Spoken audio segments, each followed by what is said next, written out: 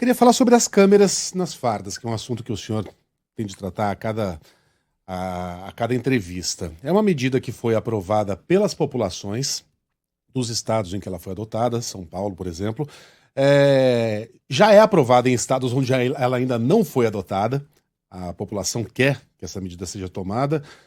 Reduziu a morte de pessoas em confrontos com a polícia aqui em São Paulo e tem grande aceitação, inclusive entre as lideranças policiais. Por quê? Quais são os argumentos técnicos para que o senhor seja contra essas câmeras? Veja só, Luiz, eu não inventei essa crítica às câmeras.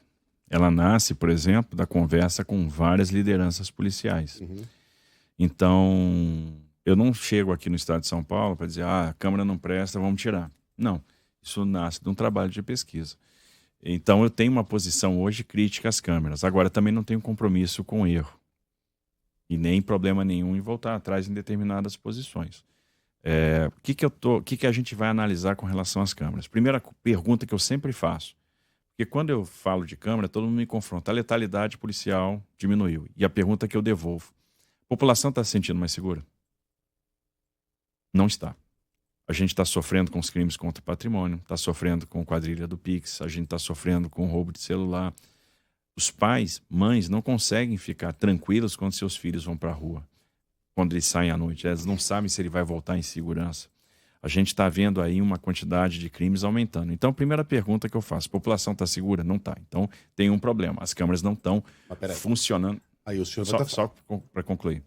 A gente não está conseguindo cumprir o nosso papel de deixar a população segura.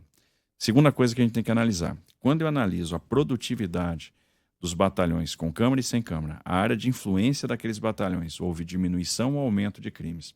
Então a gente fez um estudo rápido, obviamente ele necessita ser aprofundado, mas a gente viu crimes contra patrimônio, roubo de celular, tentativa de estupro, subindo nas áreas de influência dos batalhões que estão usando câmera.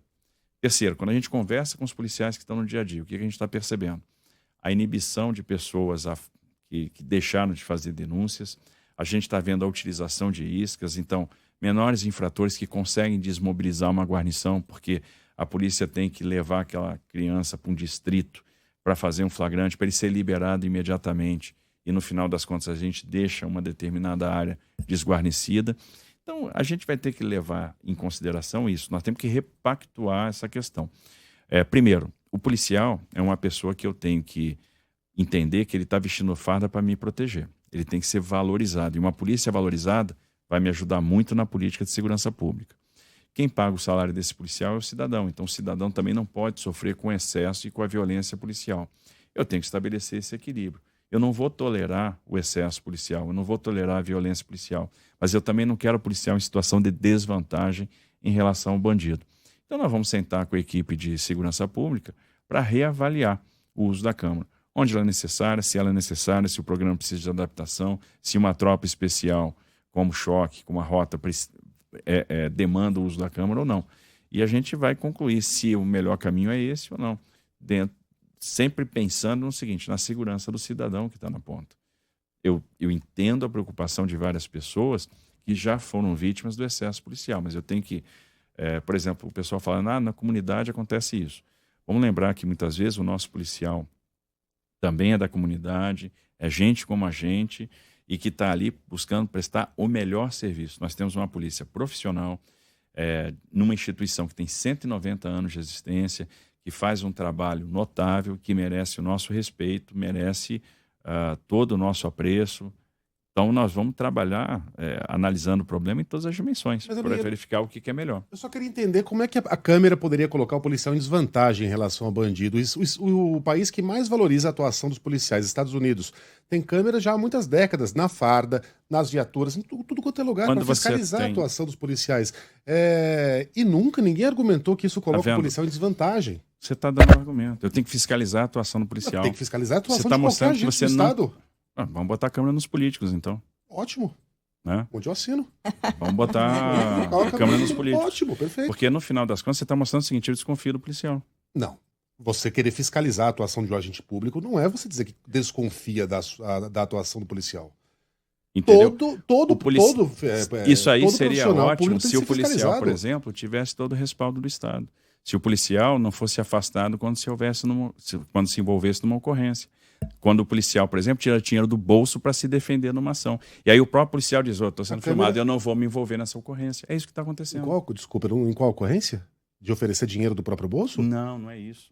Eu estou falando o seguinte, eu estou falando que muitas vezes o policial se envolve numa ocorrência, ele é afastado, ele é processado, ele tem que tirar dinheiro do bolso para pagar advogado, porque ele não tem assistência jurídica do Estado. Esse policial. Imediatamente o que aconteceu seria esclarecido.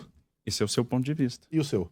O meu não. O meu é que muitas vezes o policial tá, poxa, eu estou sendo filmado, eu não vou me envolver nessa ocorrência. Eu vou fazer de conta que eu não estou vendo aquilo. Eu não vou...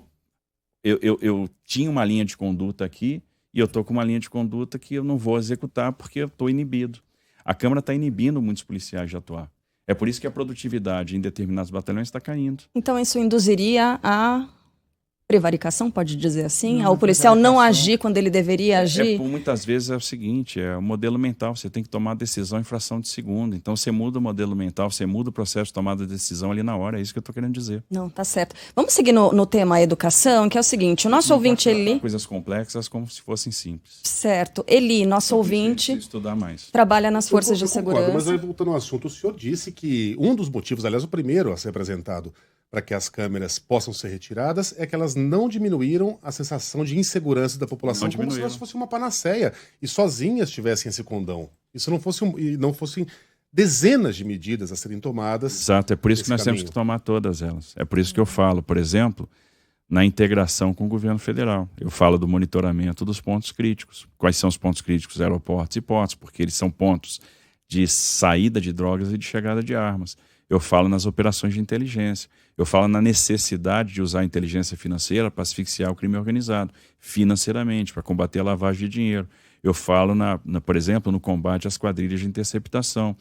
Né? Eu falo, por exemplo, na mudança da legislação penal, porque não adianta nada você prender um bandido que acaba de roubar um celular e ele ser solto na mesma hora numa audiência de custódia. Então, por exemplo, você fica enxugando gelo. Então, é uma série de ações. Então, a gente tem que encarar a segurança pública com a complexidade que ela merece. E não tratar a questão de forma simplista, a Câmara vai resolver os problemas de segurança. Pode ser um fator. E veja, eu estou dizendo que eu vou reavaliar. Para ver se qual é o melhor modelo para aumentar a produtividade da polícia. Há tempo, Sheila, para mais uma pergunta? Porque o nosso ouvinte Eli queria justamente continuar nesse tema da segurança pública. Ele fala sobre delegacias sucateadas, também a polícia militar, né, com coletes vencidos, viaturas muito antigas. Ele está fazendo esse questionamento também com relação a efetivo, né, Sheila? A Cláudia também é ouvinte que escreve para cá, falando do déficit histórico de efetivo das polícias e como o senhor pretende resolver. Bom, primeiro você tem que fazer concurso, ter uma programação de concurso, uma rotina de concurso para trazer novos profissionais. É um déficit de quase 15 mil homens na Polícia Civil, de 13 mil homens pelo menos na Polícia Militar. Observem que a população está aumentando e o efetivo está caindo. A gente tem distritos policiais que hoje não operam por falta de efetivo, e isso faz com que, a partir do momento que a gente tem uma ocorrência ou faça um flagrante, uma guarnição da polícia tenha que viajar 150 quilômetros muitas vezes para fazer um boletim de ocorrência. E aí você desguarnece aquela região onde aquela viatura estava fazendo policiamento ostensivo. Então a gente tem que ter uma programação de concurso público. Só o concurso não resolve. Você tem que ter a capacidade de reter as pessoas na carreira. E aí precisa de plano de carreira. Um plano de carreira que dê mobilidade, permita a sensação de ascensão, que dê um salário digno, ou seja, um salário que seja compatível com o que existe em outras polícias, em outros estados, que seja compatível com o custo de vida que nós temos aqui, que você valorize esses profissionais do ponto de vista médico, ou seja, a assistência médica é fundamental. Existem problemas de saúde mental que a gente precisa tratar. O policial que está aí no combate do dia a dia é mais suscetível, por exemplo, à depressão. E é uma chaga da nossa sociedade. É mesmo. Então eu tenho que olhar essa questão.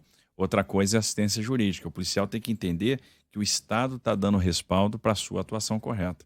E, obviamente, a renovação de quadros é fundamental. Então, esse alinhamento de ações de valorização é fundamental para que a gente faça concurso, reponha efetivo e retenha os efetivos nas corporações.